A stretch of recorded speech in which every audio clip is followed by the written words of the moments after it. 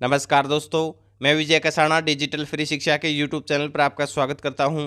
दोस्तों, हरियाणा सरकार भर्तियों की प्रक्रिया को लेकर एक बार फिर से एक्टिव होती हुई नज़र आ सकती है, क्योंकि सीएम साहब ने जो जवाब दिया है उसके कई मायने निकाले जा रहे हैं।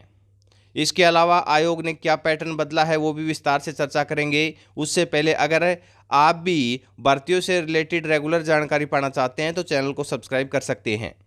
तो साथियों, कैसे रहेगी इंटरव्यू की प्रक्रिया पहले ये देख लेते हैं, उसके बाद आपको दिखाएंगे सीएम साहब ने क्या कहा है। ये देखिए, हरियाणा लोक सेवा आयोग ने इंटरव्यू के अंक देने के लिए बनाया अब नया सिस्टम, यानी कि एचपीएससी की हम बात कर रहे हैं।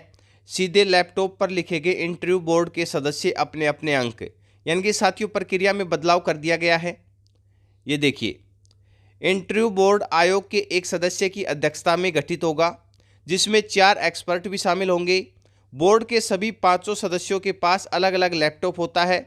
ये लैपटॉप आयोग ने मुहैया कराए हैं। हर लैपटॉप को पासवर्ड के साथ खोला जाता है। जैसे ही उम्मीदवार बोर्ड के सामने उपस्थित होगा, वैसे ही सभी लैपटॉप के साथ उम्मीदवार का कोड प्रदर्शित होगा। उम्मीदवार का नाम, पता वगैरह कुछ नहीं होता। इंटरव्यू के बाद हर सदस्य अपने अपने लैपटॉप में अंक दर्ज करेगा।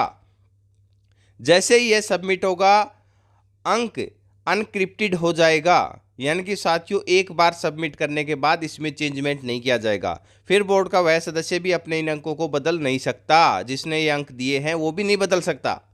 यानी कि जैसा इंटरव्यू हुआ है तुरंत की तुरंत आप अपडेट करो, बाद में अंक चढ़ाने वाला सिस्टम अब नहीं रहेगा। यह सीधा क्लाउड पर स्टोर हो जाएगा। बोर्ड का सदस्य अलग से पेपर भी उम्मीदवार के कोड नंबर के सामने अंक लिखेगा, यानी कि पेपर में भी लिखेगा और लैपटॉप में भी लिखेगा। इस पर हस्ताक्षर करेगा। इंटरव्यू के बाद प्रिंट निकालकर उस पर भी साइन करने होंगे। इस तरह 3 तरह से ये अंक दर्ज होंगे और एक पूरे प्रिंट के साथ एक हाथ से नोट किए हुए और एक डिजिटल फॉर्म में दर्ज हुए, ये दोनों लिफाफे में सीलबंद हो जाएंगे।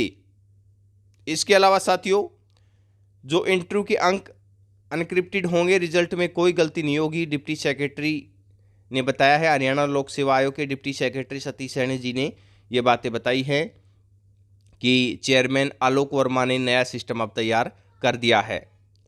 और साथियों, अब उम्मीदवार ड्रा के जरिए खुद चुनते हैं इंटरव्यू बोर्ड।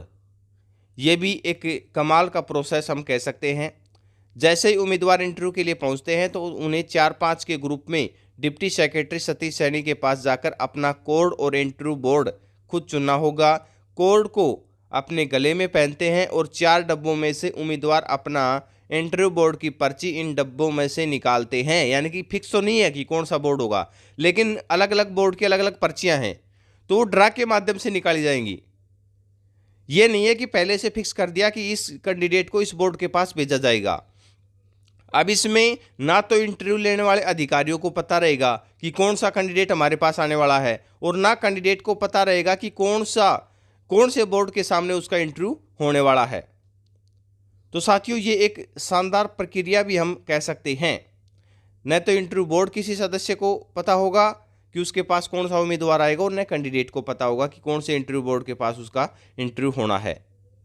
तो ये जो प्रक्रिया में बदलाव किया गया है, ये धांधली या गोपनीयता को बरकरार रखते हुए किया गया है साथियों, क्योंकि आपको भी पता है सबसे ज़्यादा भर्ती में गड़बड़ी होने के चांस इंटरव्यू में ही रहते हैं। अब ग्रुप सी और ग्रुप डी का इंटरव्यू तो एसएससी में जो पहले इंटरव्यू किया जाता था वो तो मनोहर लाल खट्टर जी ने आते ही बंद कर दिया था।